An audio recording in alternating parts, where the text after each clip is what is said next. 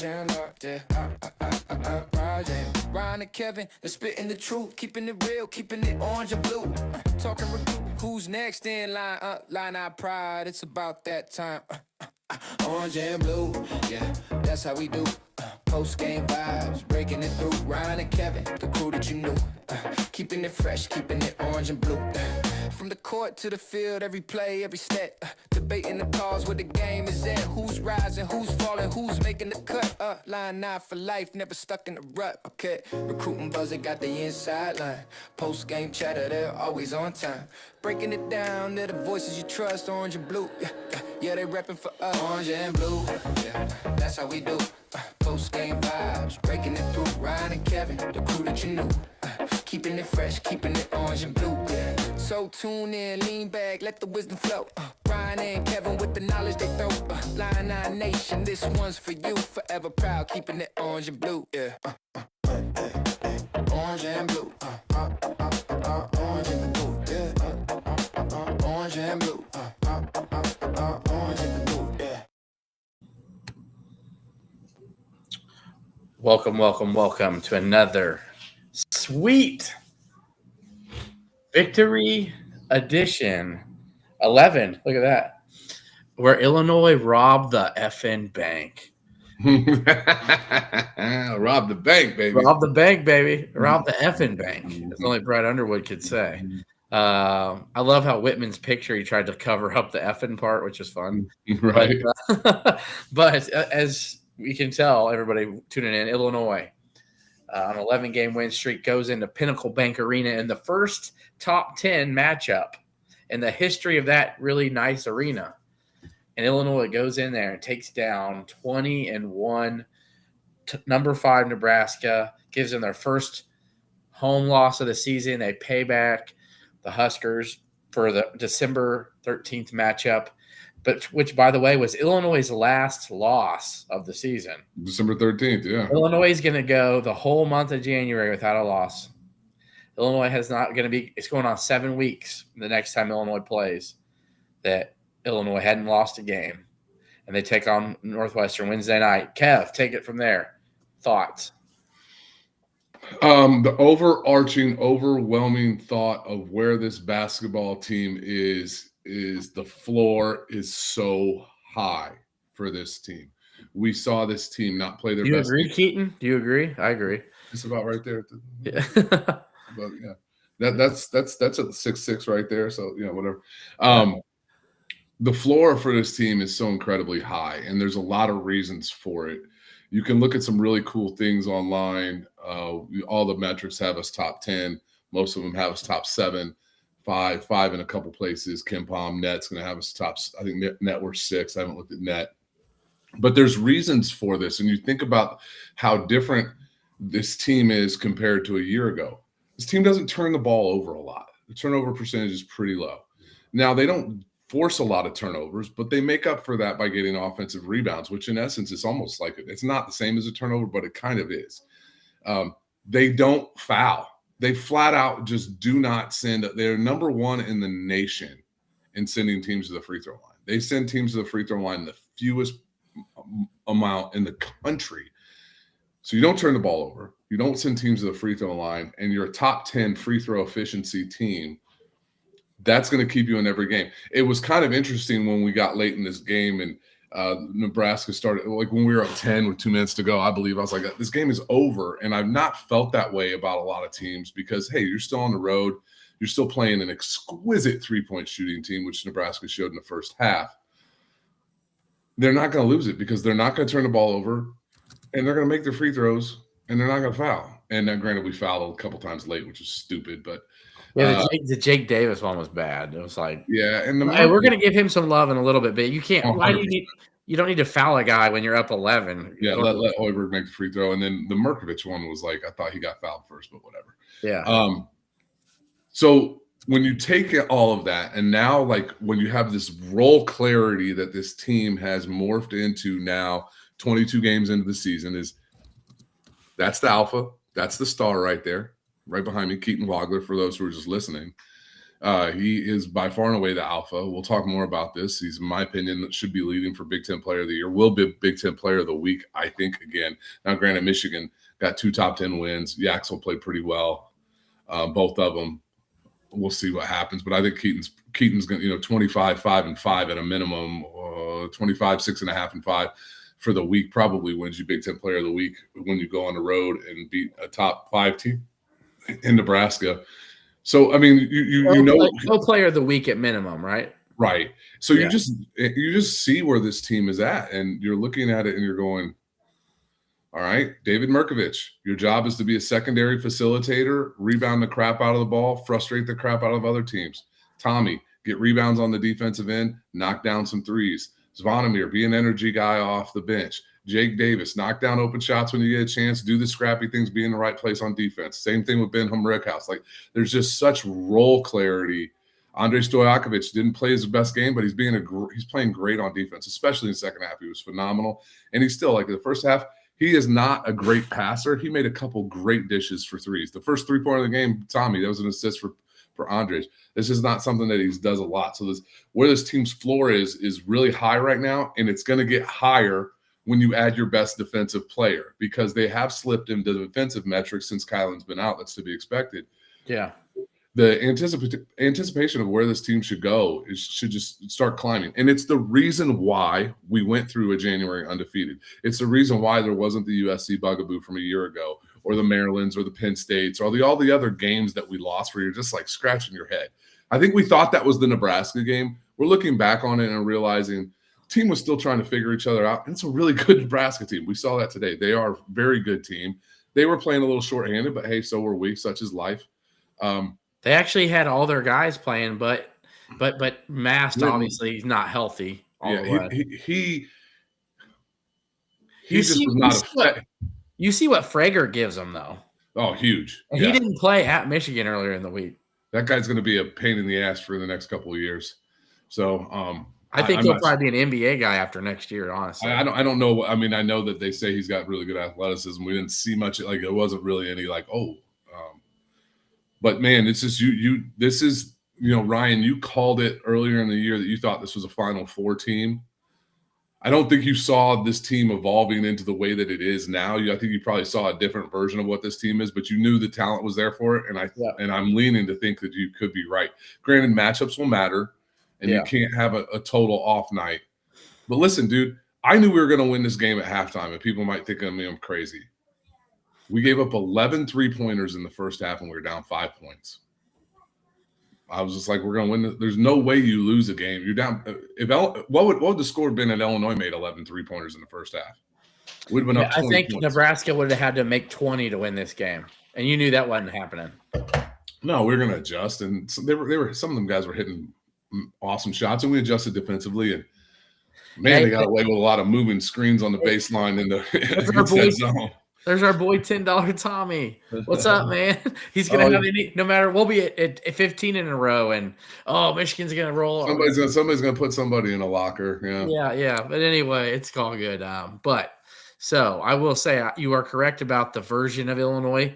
I just knew that Illinois had a bunch of pieces that fit what Brad likes to do, and I knew that Merkovich was going to get better as the season went on. I knew Wagler was going to get better. Did I know that Wagler was going to be this guy? No. Nobody did. Nobody knew this. Even Underwood and them didn't think, well, hey, I think we might have, possibly the best freshman season in the history of a program. Or, hey, I think this guy's going to be an All-American. You know what I mean? Like, right. That's a lot. So no freshman has ever won Big Ten Player of the Year. This could be okay. How special of a season would that be? Right. That's an all-timer, dude. Right. And I think Saturday night's game against Michigan State's going to factor into that, because I think Jeremy Fears is Jeremy Fears. I think it's a 4-way race: Yaxel, Keaton, Braden Smith, Jeremy Fears. I mean, at those matchups. So let's just keep it right here. Let's say you got 2 more matchups. Really, you've got Michigan State and Michigan head-to-head, right, in those games. If Wagler can at least split those, he's already got the better of Braden Smith.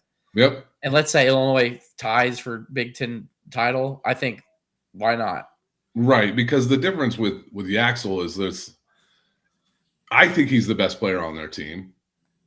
The numbers get a little bit. There's Yeah. games like he's not the guy throwing the team on his back every night, which Keaton's doing. Yep. Right, and like you said before we got jumped on the show, Keaton had what looked like was an average night against Washington and comes out with 22-5-5. I mean, 22-8-5. Yeah, Excuse 22-8-5. me.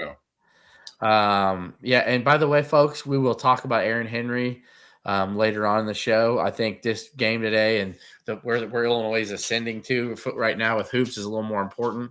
Nothing wrong with, yes, Aaron Henry does mean a lot to Kevin, and I've enjoyed talking to him over the years, but we'll get to that. We're going to get to it. So, and I'm not worried about Michigan State stuffing Keaton in a locker. I'm worried about the dirty ass play that team thrives off of, specifically Fears doing something dirty. We all remember Io and the cheap shot to his nose a couple years ago. It's just, did you see that trip he tried to pull against Michigan? Oh, I didn't. Yeah, Fears is just he's just a scummy player. I didn't hear Izzo griping about that though. That's weird. He's not, and Fears isn't going to guard Wagler. Let's just be real here. He's not. They're not, because you get him in foul trouble and it changes the entire scope of the game. When he's off the floor, they're a different team. You got to force him to go left. But this is about this week and what happened today. So me and Kev also chatted before we got on here, and I was just talking about how scary, the offense and just how amazing it felt to watch the tempo. Illinois just controlled that second half. Like if you watch it, they've got the 2-man action with Tommy and Wagler and how intricate it is. And Wagler always seems to make the right decision. He doesn't force anything, no matter, as we all know. But like, even if he may slip, Tommy, they may try to switch. He may not be open. Tommy won't even hold it. He'll immediately flow it right back to Wagler, right? And then you got Merck open. And Merck makes such great decisions with the ball, too, of guys who are cutting or he'll attack. He knows when to attack. He had some really good drives today to finish when he had the matchup, when they were rotating, and just seeing, having a guy like Jake Davis who seems to, but the ball does move well when he's out there. 100%. It's just dangerous to say, there's always going to be someone open, and if the worst case scenario is Ben Hummerkaus, I mean, I'll take that. He seems to make the tough ones. But today, it was just really a 3-man game with Wagler, Tommy, and Merkovich in the second half. And one of them is going to make a play. And if you take away Tomislav, guess what? Wagler's going to drive to the rim. And he wasn't getting any foul calls, which was really interesting. Yeah, no, he wasn't. And it was really nice to see Tommy put Mass on his hip and take him to the hole and get that finish. Like Tommy can do that. Tommy's really skilled, obviously. It's nice to see him feel confident to do that. He doesn't do that often, though. Right. His passing was phenomenal today. How about the slap for 3? Was incredible. Dude, that is one of the high IQ play you might never. That just shows you that's like the highest form of basketball IQ. Just listening to a guy like Nick Baugh, who I respect his knowledge of the game. He's got a great podcast. He's from Nebraska. I think he covers a lot of Creighton and Nebraska ball. Love Kevin Kugler on the call as well, but he said that it took him about 5 minutes to recover from how amazing that play was. And that was a huge momentum swinger in as well. Think about this. Illinois had been up 5 or 6. Nebraska cut it to 1. Then that play results in a Jake Davis 3. Nebraska comes down, misses a 3. Then Illinois comes down and Merck gets a left-handed finish at the rim to go up 6. And then, as Hoiberg said in his postgame, Illinois controlled tempo after that. Yep. So, they just don't get rattled. They take on Keaton's level-headedness and then they take Keaton's level-headedness and that they don't get rattled, but they also got Zvonimir and Merkovich's swag and like they're feisty as shit. So it's an impressive collection of young men that has me really excited about what the rest of the season can hold. As excited as I've been, obviously, since Terrence Shannon's last year, but there's something maybe a little bit different because I don't think there's a UConn looming out there. And then that team was pretty damn or even a Purdue with the Zach Edey, who was just such a game changer. I will say this. As long as Illinois, if Illinois gets a 2 seed and ends up in Arizona's, I will feel a little jaded. But Arizona's the only team that I think head to head with talent and skill and depth that Maybe. I'm just saying, yeah. But I will say they're the best team so far in the country. Watching them play, but can they be beat? Yeah, of course. Yeah, I mean, I think that Illinois is in the conversation with anybody to who can win. Illinois, in my opinion, should be top 5 tomorrow. I think they'll be 7. Yeah, which is bullshit, but you know that. Well, they're not going to jump. They're not going to jump Gonzaga. I mean, it's just like that. Gonzaga will be 5.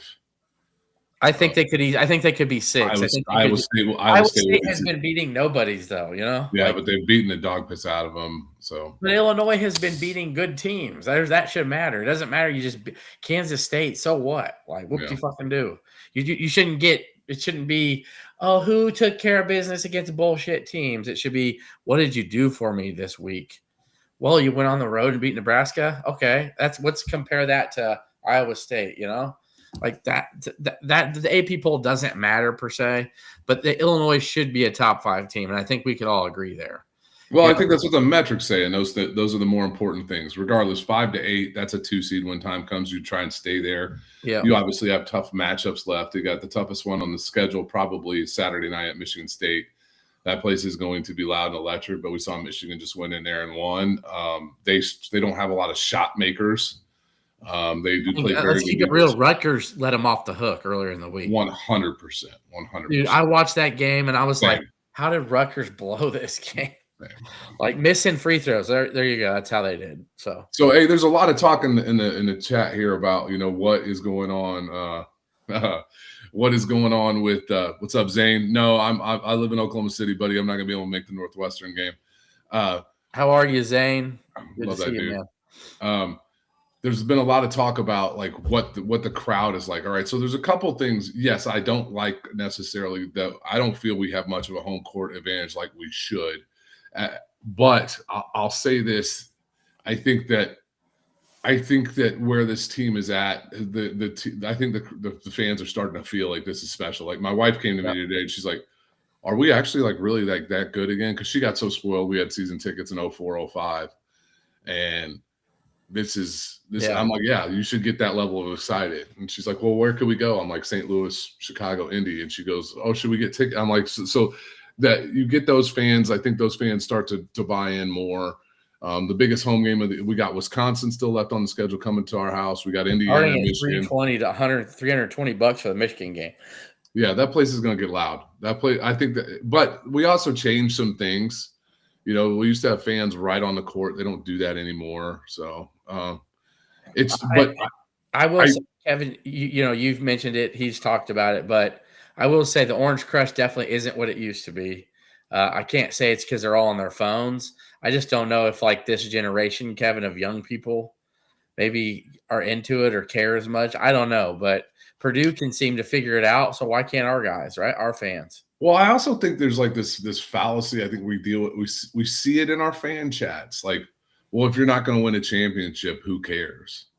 And I'm like, well, that's 99% of every season for every team out there. Like but I think that this is different. I think that there's a national buzz around this team. There's a local buzz around this team. These guys are really, really likable, right? There's other things there that you can bond with. Fun. This team is fun. You can go back to the 23-24 team and say, Terrence's stuff wasn't cleared. There were people out there going, do we have a bad guy on the floor? And I'm not knocking you for questioning it. Like, Ryan, from what you and I knew and from the people that we talked to, we felt it was all garbage all along, but that until it was proven in a court of law, I think there's probably a level of likability. Coleman Hawkins drove people nuts. Who's the guy on this team that drives people nuts?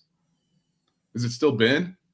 Maybe it's Ben, but so. And look, you've even turned on Jake Davis where you like him now, Well, I really felt like today was going to be one of those Jake Davis games where he misses first couple threes and then he goes to the free throw line and misses 2 or 3. And I'm like, what are It you started doing? out that way. Yeah, but he rebounded. The guy's tough, man. I loved what he gave today. It was incredible. So, Dude, he had 13 points, some huge threes in the second half. How about that block shot, dude, on Price Sanford's drive?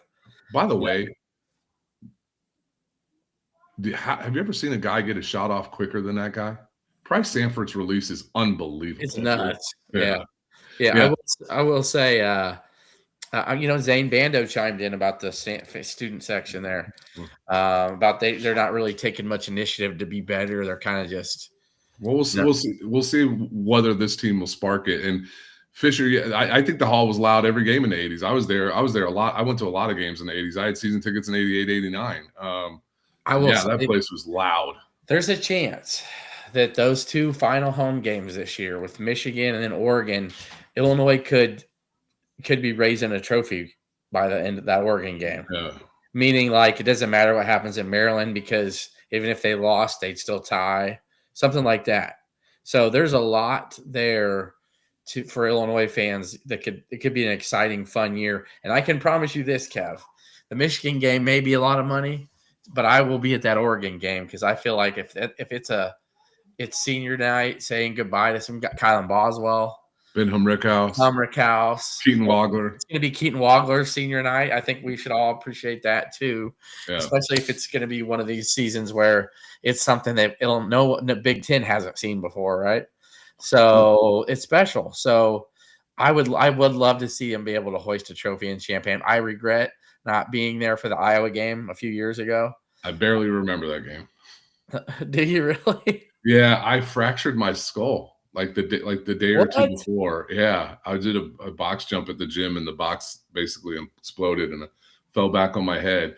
I watched the Nebraska-Wisconsin game in my hospital room, pretty groggy. And Nebraska won that game. I couldn't believe it.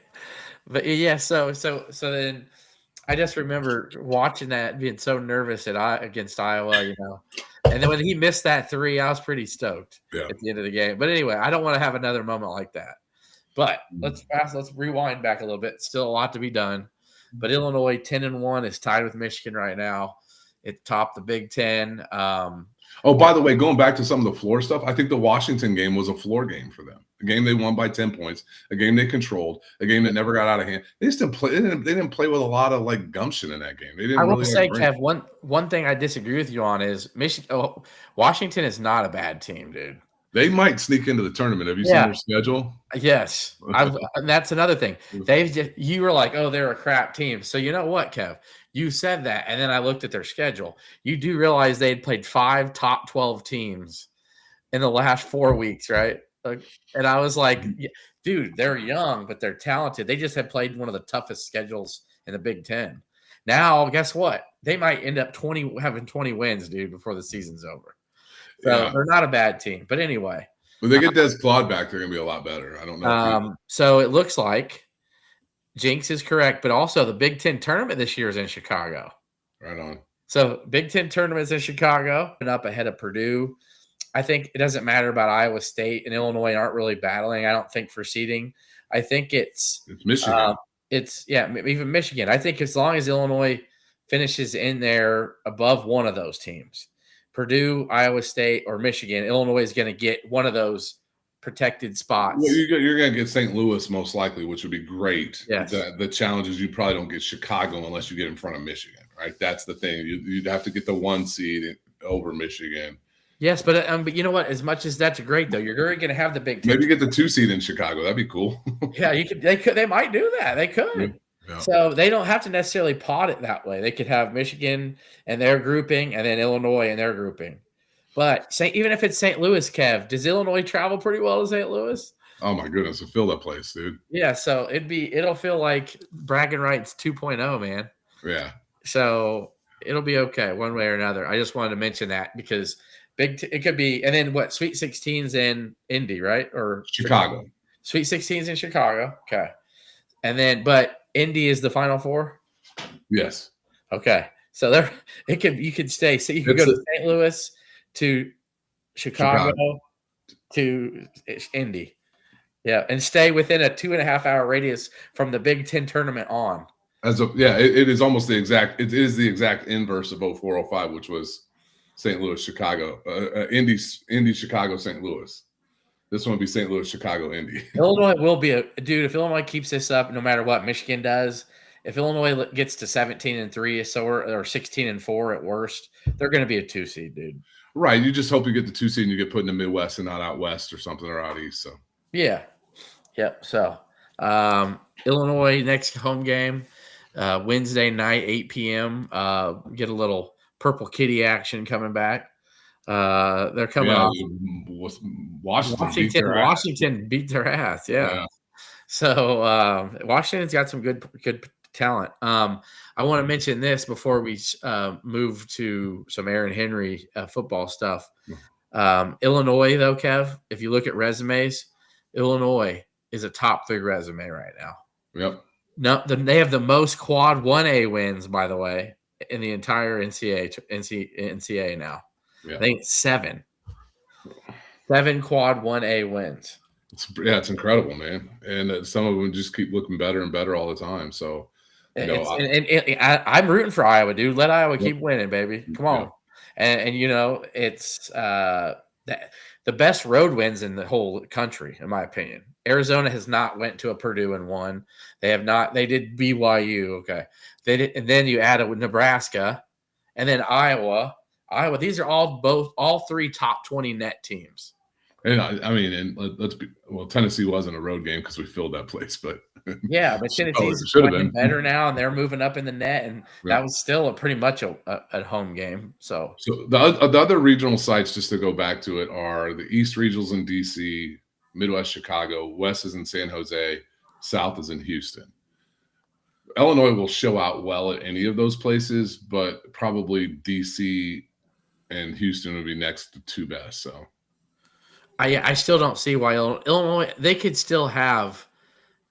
Well, we could be the 2. We could be the 2 seed in the Midwest. Illinois could be the 2 seed in the Midwest, and they wouldn't play Michigan until the Elite 8. The Elite 8, yeah. Right. Yeah, so it could work out. Yep. So Iowa State could be the one there, but I don't see that with Iowa State though. That Big 12 is just a juggernaut. They've got too much of a road to hoe. I don't worry about them at all. I think Illinois. Who's saying your audio's out? Anybody having any trouble with anybody's audio? I can hear you well. I hear you fine. Yeah, I don't know. I think it might be Richard Dixon's. Erickson. Yeah. Okay, so things are just trending so well right now for Illinois. I do want to talk. I do want to talk on before we move on to Aaron Henry. This is a big week. Obviously, they've continued to be big weeks. You got Northwestern coming to town once again. Trap game. I think because it's Northwestern, it probably doesn't end up being a trap game. I think they handle business. They got a couple days before then. Saturday night at Michigan State will be. I mean, I don't know if you can ask for a better environment than what Purdue gave us or what Nebraska gave us. So I think they're going to be really well seasoned. The thing about that is Michigan State guards so incredibly well. Can we keep our composure, and can we keep them from giving up open shots and getting guys hot like Jackson Kohler? It should be a good game. I don't worry. I think we can win that game. So I'm not that concerned. And think about this. They're not an offensive juggernaut like Nebraska either. Or Purdue. Yeah. Yeah. Yeah, and I agree. I think Michigan State's a house money game. I think the team is 10-1 in conference. We've got 9 games left. You win that game, you really start looking at, can you go 18-2? Can you could you go 19-1 like that? I mean, what is left on your schedule that says that we shouldn't win a game, right? So, you got to take Wisconsin and Indiana serious at home, though. 100% you do, but you got them at your place. So, I see someone's head in Keaton Wagler's head. Hey, it's Claire Wagler. No, Claire Wagler. Hey, no. The hair looks good on you, Claire. No, it doesn't. I love you. Okay, bye. Yeah, and so one of the I here, by the way, like I said, before we move on to as well, like, can we give Cam Crocker his flowers, man? Like what that defense has been incredible, and there's no way that Cam Crocker doesn't look at MSU's scouting tape and say, keep Jeremy Fierce from going right. You watch him, you force him left, it changes everything. So it'll be interesting to see how they handle the screens. I love how they rotate zone in. Just Cam Crocker deserves all his flowers for making this team who they are.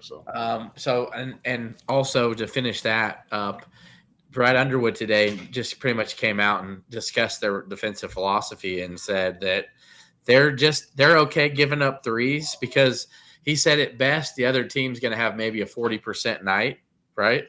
You go percentages. A lot of nights it's going to be 35, 36, but you don't want to give up layups. So they're doing everything they can. They don't foul and they don't give up layups. So as long as they're not giving up the 100% shots, they feel like they can win. They can win every game. You know, if you think about it like that, because a lot of teams are like, hey, don't give up threes, but give up layups, right? You're like, no, don't give up threes, don't give up layups. Oh, by the way, I just pulled up Iowa State's schedule. Holy moly, do they catch a break. They get Kansas at home, Houston at home, Texas Tech at home. Their toughest road games left on the schedule are at BYU, at Arizona. A little tricky one at TCU next weekend. Week. You said, at Arizona it's going to be a loss. At BYU is going to be a loss. I don't think so. I'm not a big fan of them. So. And they're going to slip up in one of those home games. They're not going to win all those home games. I think Houston's going to get them.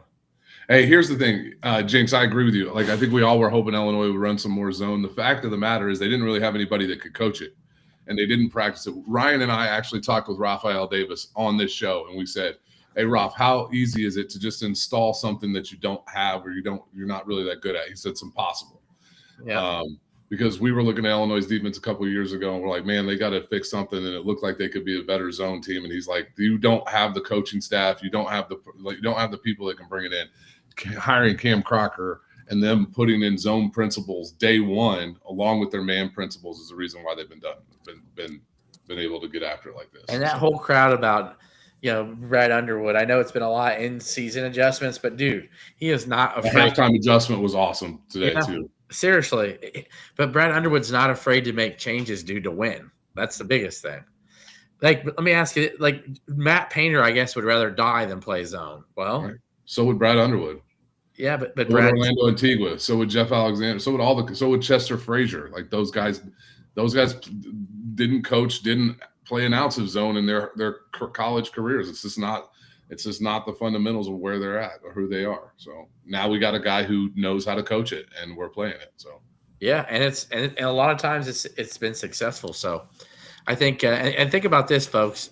Illinois is doing all this without Kylan Boswell. Don't get me wrong; he was a big part of the 7-8 game win streak until he got hurt. But the fact that you've had road wins at Purdue and road at Nebraska without Kylan Boswell, watch out when he comes back, right? Yeah, you had that little bump when Terrence was out. Like I remember we just obliterated in Northwestern, like 96-66, if I recall. Yeah, because Marcus Damask looked like Dirk Nowitzki. Right. But then it's not having Terrence started to show after a little bit. We're 4-0 without Boswell. It's impressive.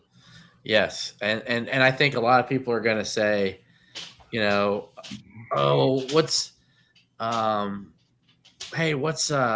that mean for? Are they going to be able to handle when he comes back, or I don't think they're going to have a problem with. No, I think you saw it in the first half today. You would have loved to have another guard that could penetrate, right? We were struggling to get some things moving. It would have been nice to have a guard be able to beat a guy off the dribble other than Keaton or Andres, and because Andres was struggling with it a little bit. So no, I think it's Kylan will be huge. I think the offense at times can be a little bit better because the spacing can be a little bit better because wouldn't say people dork Kylan, but sometimes when he's not shooting well from three, you still have to respect him from three. He's still 30%. He drives his ass off. He gets fouled, right? Right. He gets to the line. So the defense is 100% better with him around. Like, let's just stop it with all the other. This is better with him. He can. I would love to have him against Michigan State for Fears, because he knows you don't want to let Jeremy get right. I'd love to have him against Wisconsin's guards. I think we're going to miss him a lot against Wisconsin and Indiana's guards. conference. That'll be something. He'll be back though for USC, UCLA most likely. So, but both those teams seem to be allergic to defense, and that's not a good thing to beat Illinois. So, yeah, no doubt. That's true. I mean, Indiana doesn't play D really, and Wisconsin definitely doesn't. So, I think if it boils down to what are you reading, Kev? I'm not looking in the chat, but it boils down to Illinois outscoring people, dude. I'm picking Illinois. So. Hey, do you know who had the #1 offense in the country in John Gross's last year at Illinois? No, who? Oklahoma State. Just saying. Oklahoma State had the #1 offense in the country. Yeah. Oh, okay. I don't know who. Oh, wait, Brad Underwood coached them. Yeah, he had that Jawan Evans, right? Yeah, Jawan Evans. Yeah, I remember that. #1 offense in the country when he came to Forte. Yeah, and that was the year they lost it that to Michigan in 95-94 in the first round, I think. It was a barn burner. The secret sauce. That game was unbelievable against Michigan. Yeah, with Michigan. Yeah, that was a hell of a first round one. Tyler Underwood needs a statue. Well, wasn't he a Nepo baby and supposed to get fired a year ago? I mean, what happened? What? Everybody hated the fact that he only talked. Brad talks. Brad talks to the other assistants, you guys. It's that he's talking offensive strategies with Tyler because he's the offensive coordinator. Yeah, Illinois does play Indiana at home. Let me see. As Jason says here, and Kev, and we're going to get to it here. I know what Jason said, but I think I was telling you off camera here that, and you agreed, you know Aaron better than me.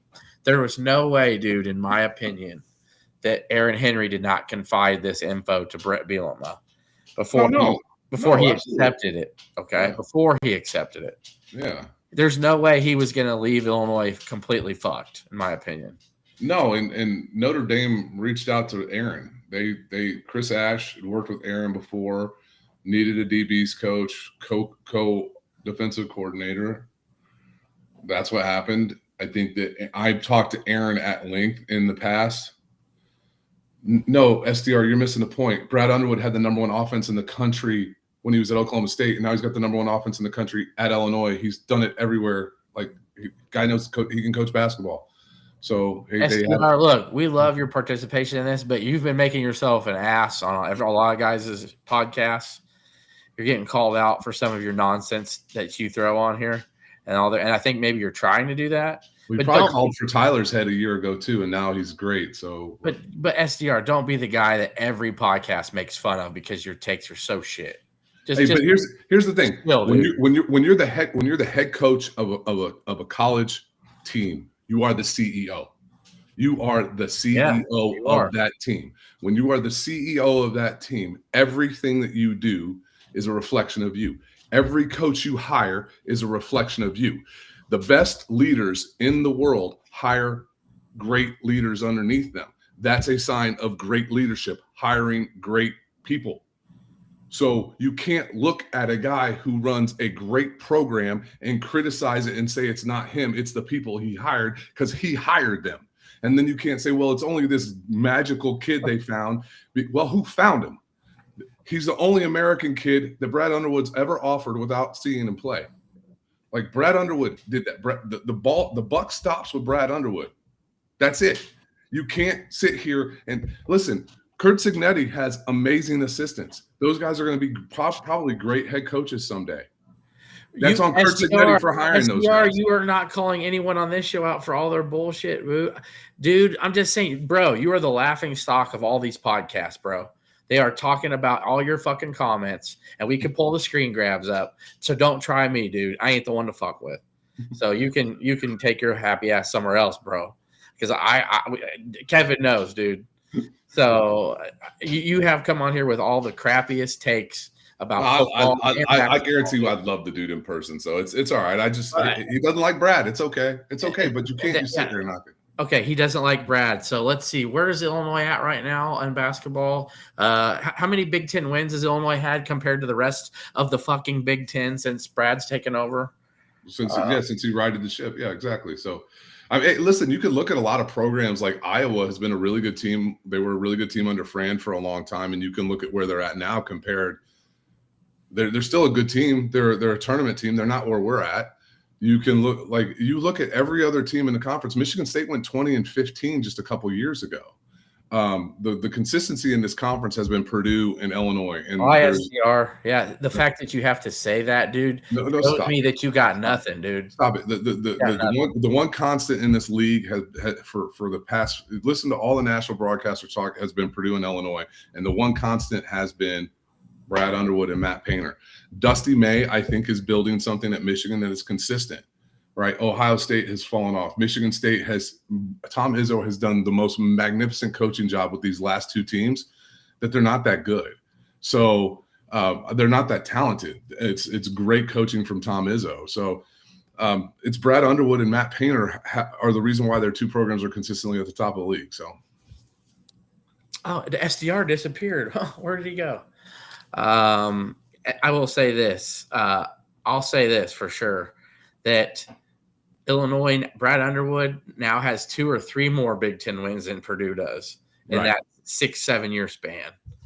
So the fact that anyone were to talk about their dislike for Brad, and first off, how can you discredit the changes he makes yearly to be better, right?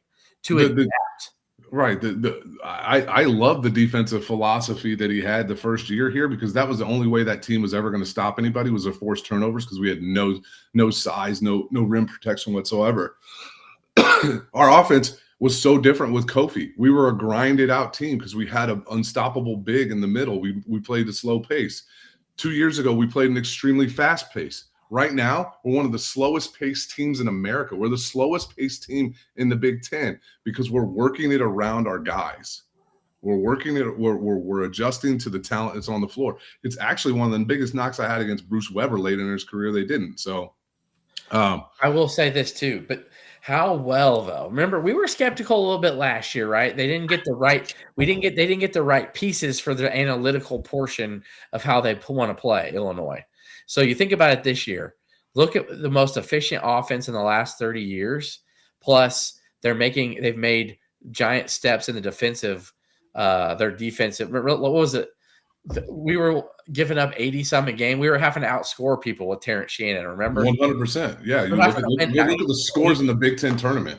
It's like, and now, so I feel like this whole shooting threes, getting layups, and giving up threes and not layups is really working out for Illinois. You know, like they found like a secret sauce, right? Somebody saw that. Warner said Warner had Lutulip on his podcast. You guys know I listen to it. Like I consume everything I can. Illinois outmaths teams. They just outmath teams.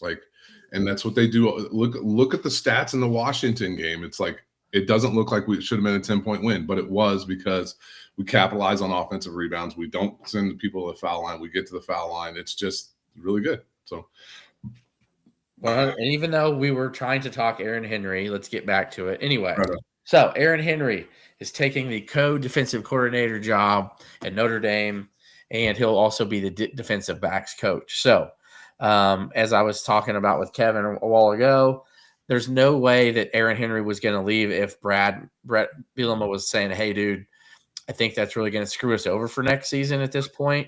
I don't have anything else that's going to be better than you. And I really would like another year of continuity. You know, if you want to leave and you really do want to go, we can put those out, feelers out, and we can find you something. I promise. Yeah. I guarantee you Aaron Henry would have stayed. So yeah. Aaron and I have talked in the past, like he's a fan of Marcus Freeman as I am. Like Marcus Freeman, along with Brett Bielema, shares our faith, right? He's a very grounded man, grounded in Christ. It's very important to him. It's very important to Aaron. We talk about that. He also got some NFL looks. He was in Mobile this week with orange and blue on, repping our guys, watching our guys. Matter of fact, I talked to him about Gabe, why he wasn't playing in the Senior Bowl. He said he wasn't completely sure. He said Gabe put enough on tape at the practices that he didn't think the game would make much difference. He probably got a day 2 guarantee, I bet. Right. And so when you look at that, like Aaron was there for that. So my understanding is this offer came in Thursday, Friday, somewhere in that time frame. And it was an opportunity for Aaron to diversify a little bit. Yes, he's worked with Chris Ash before, not with Marcus Freeman. It is Notre Dame. There's a huge chance to get the college football playoff. You can, and listen, if I'm Aaron, he did not say this to me. I'm a little bit worried about the overall defensive talent. I don't know if Illinois has enough defensive talent to be good, no matter who the defensive coordinator is. And he might have realized I'm going to put Brett in a really tough situation. He loves Brett. He swore about it. So, this is just, I think it's a good move for Aaron. It's sad for me. My friend is no longer the defensive coordinator for Illinois. He's now the co-defensive coordinator for Notre Dame, which is kind of cool. I don't like Notre Dame, but I will root for them now that Aaron's there because that man is worth it. He's a really good man. CU, Champaign-Urbana lost a community stalwart, a really good person, a good neighbor, a good friend that will now live in South Bend, Indiana, and that's okay. And now it's up to Brett to go and find another really good coordinator. He's done a really good job of that. Right. He did hire Ryan Walters, who was awesome. He did hire Barry Lenny Jr., who's been great. I think that most people here don't like Aaron's, don't like what Aaron did. Right. Jamo's probably going to get bumped up, I bet. What do you think? Who? Terrence Jamison. No chance in hell. You don't think he's going to bump him up a little bit? I might give him a little raise, but he's not going to be the defensive coordinator. Okay, so I've heard that Brett's going to already has a guy in mind, so. I think there's Charlie Boolin is a real name to consider. Yeah, Charlie Boolin. Yeah, yeah. I think if that name rings a bell for Illini fans, Kevin, why should that name ring a bell for them? Because he was with us just a year ago as outside linebackers coach, right? And Gabe Ackus swore by some of the technique and then he went to the New York Giants and he was the interim defensive coordinator under Kafka for the Giants this past year. Supposedly the Giants do have an offer for him to stay on. And then Jason Ron's right. Justin Wilcox is a guy. Dude, I don't know if there's any connections there, but man, I would love that. I would love it, dude. I would love Justin Wilcox. Yeah, Justin Wilcox, dude, would bring some legitimacy though to the defense. 100%. Now I don't know. Does he run a 3-4? They run some different stuff. Maybe that's why we saw a big mass exodus. Right. I think that behind the scenes that Aaron Henry. People knew that Aaron Henry maybe either wanted to go or was planning on leaving, didn't know where he was going. But I will say Justin Wilcox, for anybody, was the former Cal coach who got fired this year, even though they went to a bowl game. Another bowl game. I think Cal fans were expecting something. Well, I don't know. It's Cal football, but they beat Illinois in the Red Box Bowl, and they were stout defensively, if you guys remember. That was the best Lovey year. They beat it. They were just. That was Wilcox's first year there, I think. It was his first or second year there. Yeah. So he got him to mini bowl games. I think they went to 4 or 5 bowl games in his 8-9 years. So it wasn't like he was just this crappy guy who got Cal to a 1 bowl game. Their team was always kind of tough defensively, struggled offensively. And here's the thing. I'm looking at Cal the same way I look at USC and UCLA in the Big Ten, specifically right now in basketball. Is I think it's funny to hear Mick Cronin cry. But listen, man, I don't think you're going to see a West Coast team in the Big Ten win a Big Ten conference championship in basketball. I just don't think it's just not going to. Now, Oregon certainly won a football championship a year ago because I think football is a little bit different. You got a full week of recovery.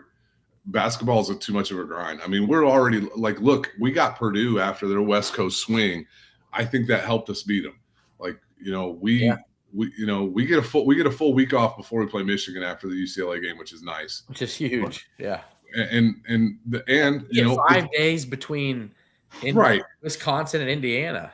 Right. And the other teams in the Big Ten, when they go play at USC, then they play at UCLA or vice versa. When they play at Oregon, then they play at Washington.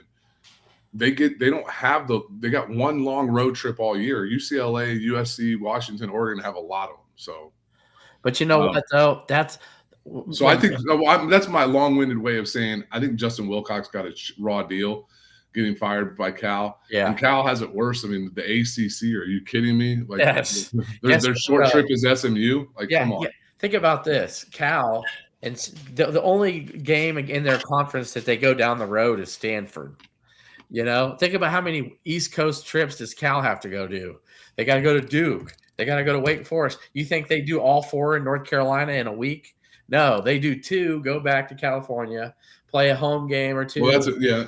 And so, yeah, I would love Justin Wilcox. The thing about if you hire Justin Wilcox is that's a head coach in waiting for the next gig. So we haven't forgot to get Jason, but you can be our new Sean Garner where you beat us to the punch and you can say everything before we get to do it. And yes, well, by the way, back to the Senior Bowl real quick. Luke Altmaier showed out in practice as well. Yeah. Really shined in practice, did not play well in the game. Offensive line did him no favors. Tight end from Ohio State did him no favors. But he performed well enough that I believe he's going to be a day 3 pick, maybe potentially day 3 pick. But scouts saw what he did. What was it you said? And some of the coaches even said the game really doesn't matter. No. Like J.C. Davis didn't play. Was that more of an injury type thing? I don't know. I haven't heard. So okay. Yeah, I'm glad you laughed, Jason, because it's true. So Disher, I'm going to be honest, even though I liked Disher and I talked to him as man-to-man, Illinois special teams last year, minus David Alano, was not as good as it had been. I think there were. We got a punt blocked against Wisconsin. We got a punt blocked against Indiana. We kneeled on a punt against Ohio State. We had a field goal blocked. Yes. What was good about the special teams other than Hank Beatty very early on in the season with punt returns and David Alano finishing games off? Yeah, it wasn't. I'm sorry, I didn't see anything. This coverage teams were pretty solid. Ben Miller. We didn't really give up any gaps in the coverage team. So. We're having Ben Miller back. Congratulations, by the way. Yeah, that's awesome. For beating cancer and battling his ass off for the last 4 or 5 years. So him coming to be special teams tight ends coach makes sense to have him coming back, and I think that may be a positive addition over Disher. I think it's definitely getting a little bit better. So we'll see where that takes Illinois. And then, yeah, I thought his foot was it's that plantar fasciitis, I think, for J.C. Davis. Yeah, that sucks. Yeah. So, but hearing you say that Altmaier getting drafted, dude, he deserves it, bro. He really deserves it. Well, you got to think about what you want. All right, so there's a reason why Shedeur Sanders had much higher talent valuation than being a 5th-round pick from the Cleveland Browns. But the point of the matter is once you realize that Shedeur Sanders, you weren't drafting him to be your starting quarterback. The one thing you cannot be in the National Football League is a loud backup. And you can say whatever you want. Oh, the NFL ostracized Colin Kaepernick. No, they didn't. He would have been a loud backup. Unless you can be a loud starter. You can't be a loud backup. You got to be a first-class consummate teammate, and you can stay in the league for years, i.e. see Chase Daniels. Luke Altmaier will be the consummate professional, and he has the skills to run a West Coast offense that if he had to come in and play could do really well. Think Mac Jones and what he did for the San Francisco this year. Luke will get drafted by someplace that needs a backup quarterback. So, yeah. And he will get drafted. He will not be a UDFA, man. And I will say that the fact that Brett Bielema has ties to like the Giants, the Patriots, right? I'm just saying that's there's teams in need who could use a guy like Luke who could come in and make a splash. So I think with that said, Kev, we're going to go to final thoughts. Anything else you have to say? You can put it in your final thought if you want. I'll go first. That way it gives you a moment to kind of think about it. Yeah, go ahead. So today wasn't just a great day for men's basketball. Women's basketball, dude, followed Illinois with a big ranked road win at Washington to kind of get back on track. Okay, so speaking of Big Ten Freshman of the Week, by the way. Yeah. Did you see balled out again today, dude? Yes, she did. Dude, I'm telling you what, her and Barry Wallace are a sweet 1-2 punch. Barry Wallace is tough. She already said I think she could go down to be a top 5 women's player ever. She's only a sophomore. She's averaging 20 a game. Illinois has played one of, if not the toughest Big Ten schedule so far. And let me tell you, the women's Big Ten is a gauntlet, dude.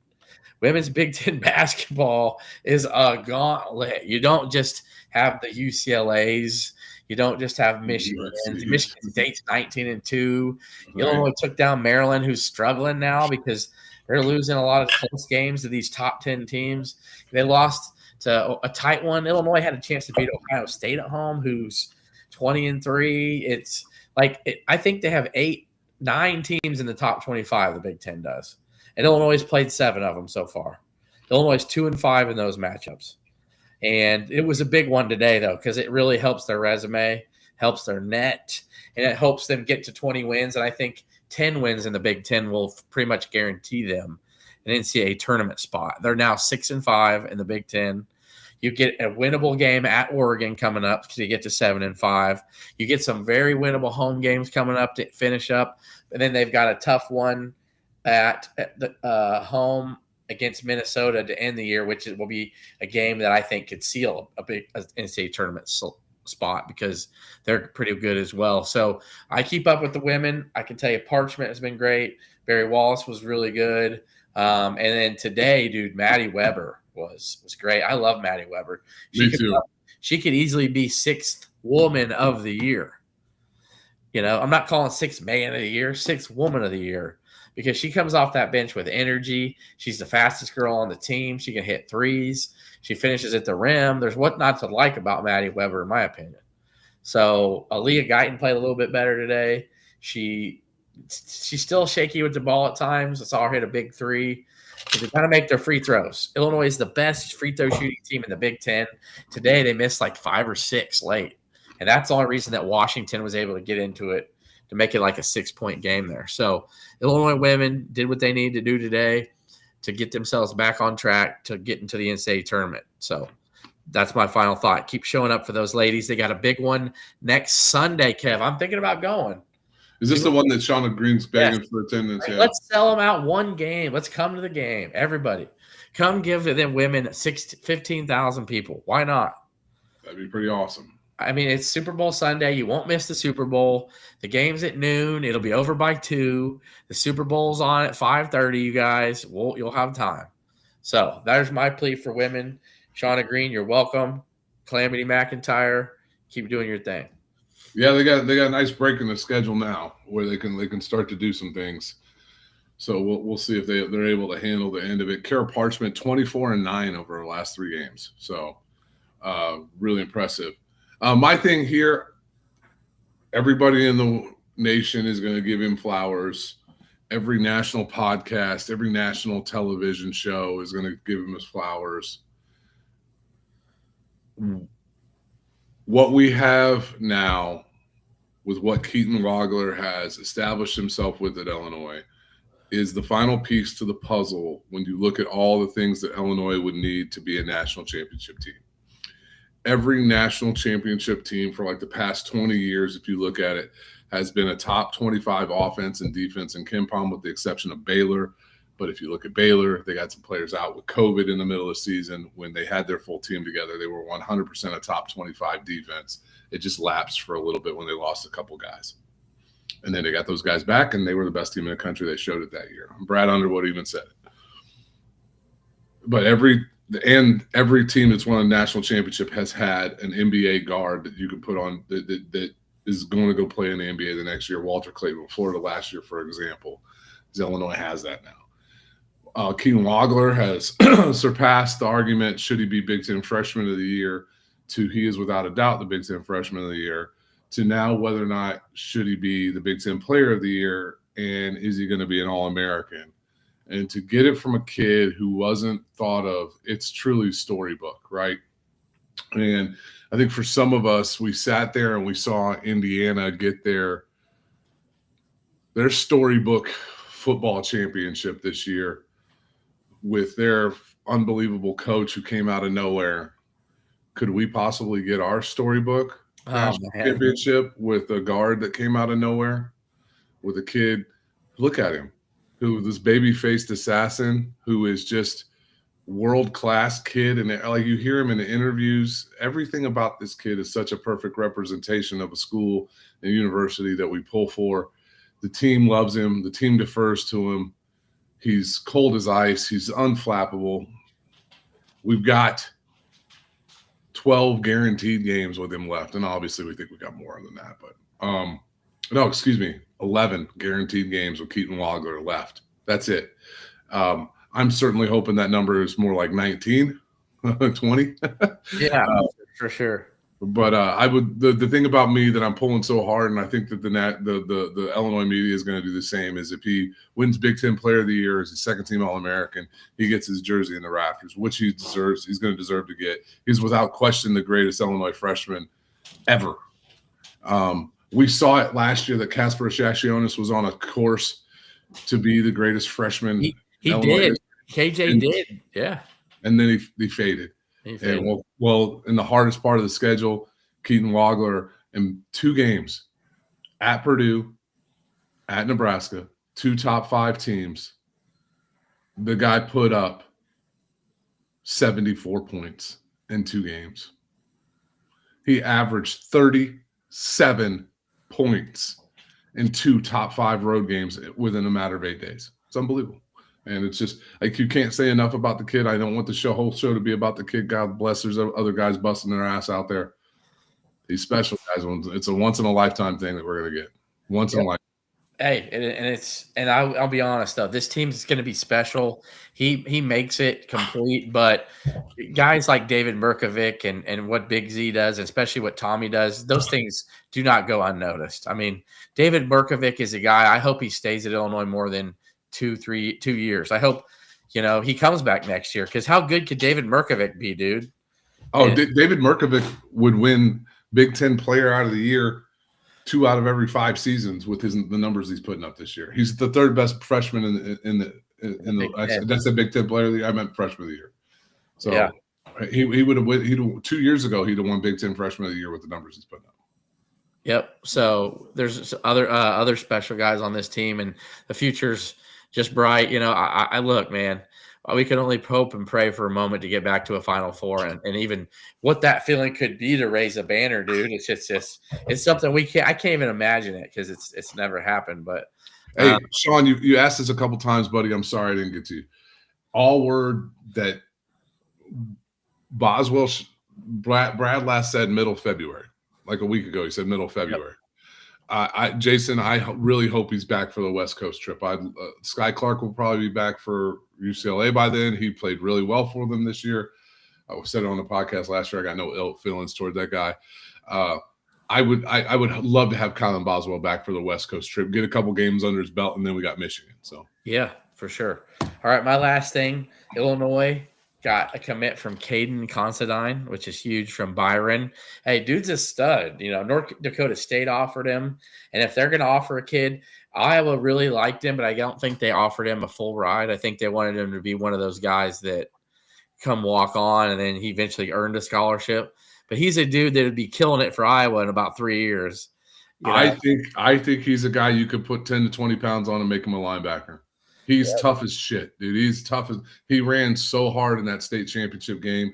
I saw he was like a man amongst boys playing in 3A this year. His dad's a former NFL football player. Yeah, I forgot where Sean played, so he's really good, man. And I'm happy he joined Illinois, dude, because he's a stud. He's going to be a guy making plays for Illinois in 2 or 3 years. You watch. You're going to be like, Caden Considine. You're like, yeah, I didn't get offered by any other D1 Power 5 schools. It was just, the next thing you know, he's a Clayton Fedulum playing NFL football. Yeah, Pro Bowl special teamer. Yeah, or a Cooper DeJean, something like that. That's wild, dude. So anyway, with that said, big week Illini fans. We'll be back, Kev. Maybe not Super Bowl Sunday. We'll talk, but I don't even know if I'm watching. Yeah, I'll be rooting for the Seahawks. I know that. Go Spoon. Go Spoon. All right. With that said, this man's got to put some money down on FanDuel. Anyway, swap me out. ILL. I. Hit our music. Would you just hit our music? Ryan and Kevin, they're spitting the truth. Keeping it real, keeping it orange and blue. Talk that. Project